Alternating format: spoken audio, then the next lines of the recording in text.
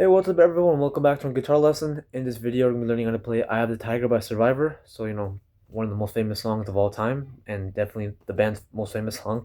So, this song is in standard tuning, so E, A, D, G, B, E. Nothing to worry about there. And I would say the song is probably a beginner level, so, it's not that difficult. There are some chord shapes throughout the song in the verse and the chorus that might give you a little bit of difficulty. However, for the most part, I think it's probably, you could say it's a beginner level. So, pretty easy to learn and great song to jam along with your friends or band, whatever. So, um, we get started off before the iconic global famous riff comes in. We get started off with a very simple 16 note rhythm played by the guitar. Now the main riff is actually an overdub, as you can hear in the recording. So for the most part, you're just gonna hear that throughout the song. So now this rhythm is pretty simple. You're just playing the third fret on the A string, and you're gonna be playing 16 notes. So just 1, 2, 3, 4, 1, 2, 3, like that. Okay. So, uh, so So you're basically doing that, and make sure it's palm muted, and every four notes is accented. So it's 1, 2, 3, 4, 1, 2, 3, 4, 1, 2, 3, 4, 1, 2, 3, 4. It's not that big of a deal, but if you listen to the recording closely, you can hear that he's clearly emphasizing the first note of each group of four. So make sure you do that. And it's played at like 105 BPM, I think. So if you're having trouble getting it up to that speed, just practice with a metronome. That's exactly what I did, and I was able to get it down within like 5 minutes. Um, After that, that's actually different from the verse rhythm, by the way. It might sound the same, but it's actually different. So after that, we get into the famous riff.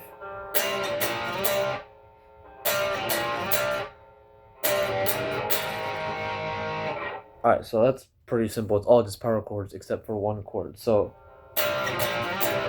on the A string, you're gonna play the third fret power chord, then take it down 2 frets, and then play the third fret again. So just 3, 1, 3 on the A string basically.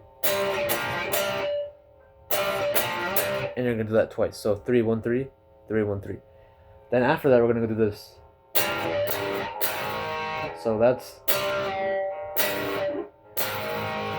the third fret power chord on the A string again, C power chord.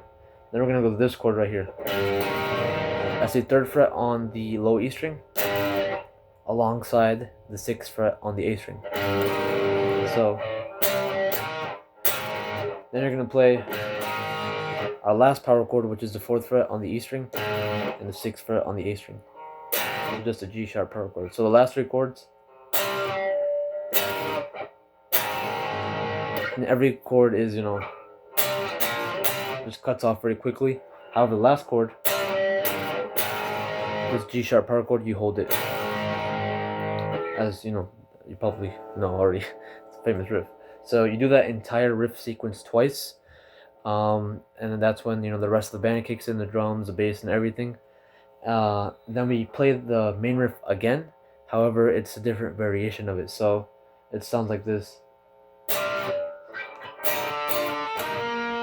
Sorry.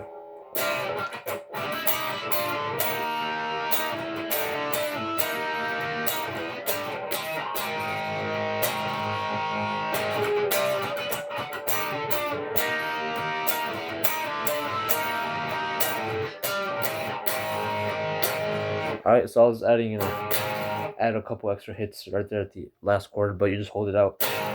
I sometimes just, when I play this live with my band, I just strum it a little bit more, to give it extra sense of rhythm, because, only one guitar player, so you have to couple more space. However, as you can hear in the song, it's just the last chord, you just hold it out. But what we're doing here is we're playing the 3rd fret on the A string again as the first chord. Then you're gonna play these 3 chords. So we have the 8th fret on the G and the B together, then the 7th fret on the G, and the 6th fret on the B. So, and then we're gonna have, as the last chord, we're gonna have the 8th fret on the D and the G. So, and then you do that again.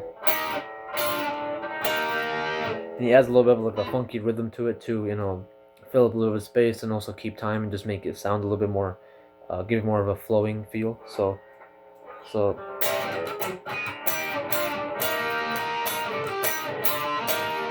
you can play the chord straight, just like that, but it's a little bit, makes it a little bit more exciting if you add the funky rhythm.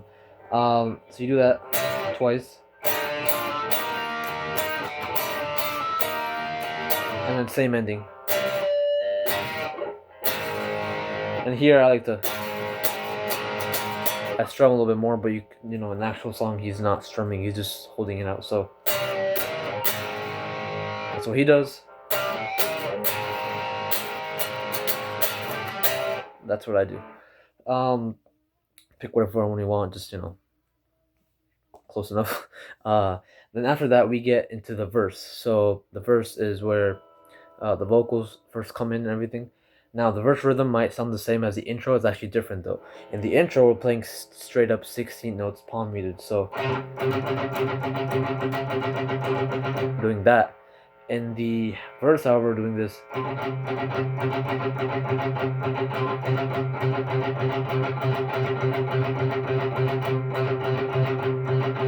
So he mixes it up a little bit, but what we're basically doing is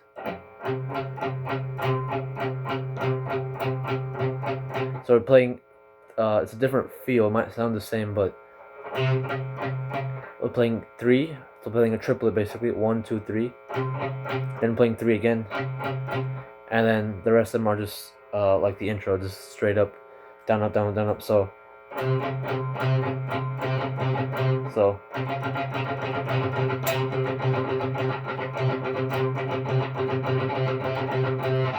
I mean, you could just play a straightforward 16-note rhythm if you wanted to, just like the intro. It still works, but it's a tiny detail that he's doing. You don't have to do it. It's not that big of a deal.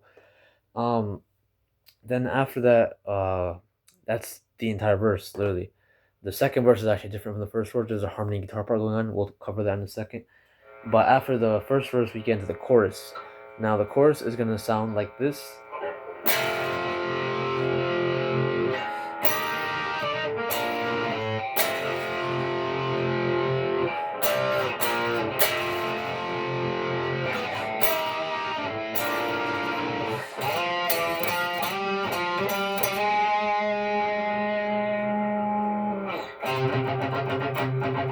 And then back to the verse again.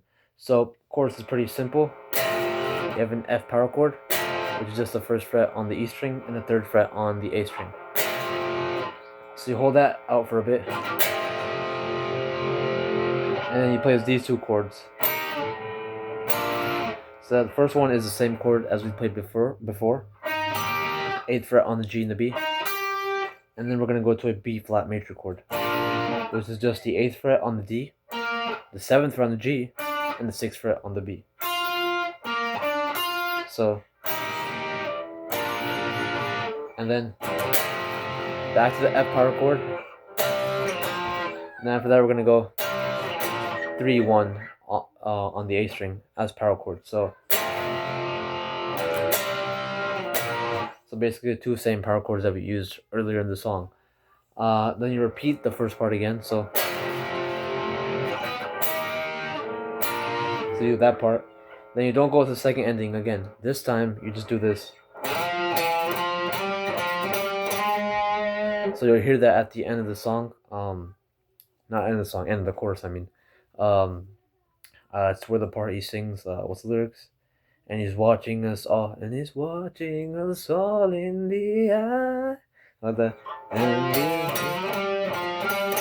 So that part right there. So what he's doing is, it's all on the A string, by the way. So slide into the 8th fret, then go 7, 8, then 10, 8, 10. So 8, 8, 7, 8, 10, 8, 10, 11. So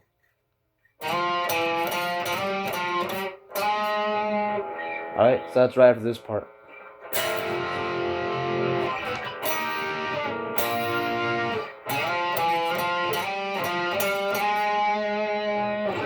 Alright, so that's basically the entire chorus. Then we get into the second verse. Second verse is not the same as the first one. The first one, he's just He's just, playing his little rhythm thing going on. In the second one, we actually have a harmony guitar part going on. Now, he only plays one of them live, obviously, because, he can only play one at one time. However, in the recording, there's two of them going on. So if you have two guitar players, then you can do that. Now, the first harmony guitar part sounds like this. This is a lower one.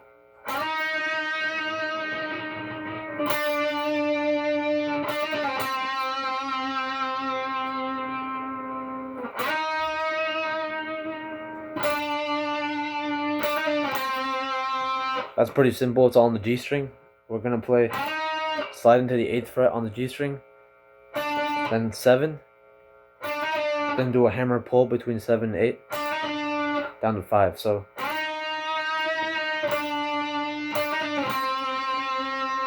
now on the B string we have something similar. We're gonna go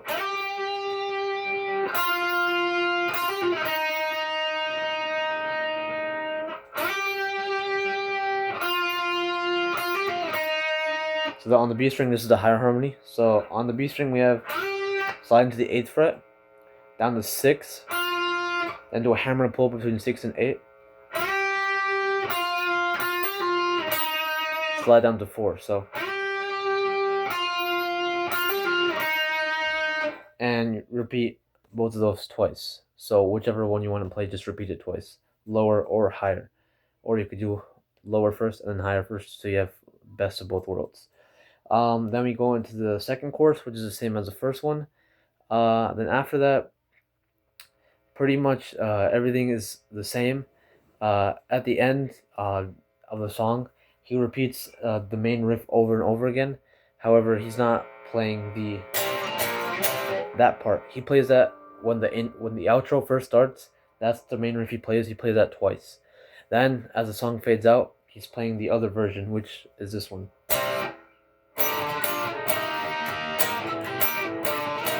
So make sure when the song's fading out, after that, you play that. Or you can just play it from the very start, whatever. But he plays that main riff first for the power chords, and then he goes to the higher up version as the song fades out. So that's basically the entire song. Like I said, it's not that difficult. I was probably a beginner level, basic, mostly using basic chords, mostly made up of power chords, and the main riff is pretty easy to play and very catchy. So thanks for watching, and I'll see you next time. Bye bye.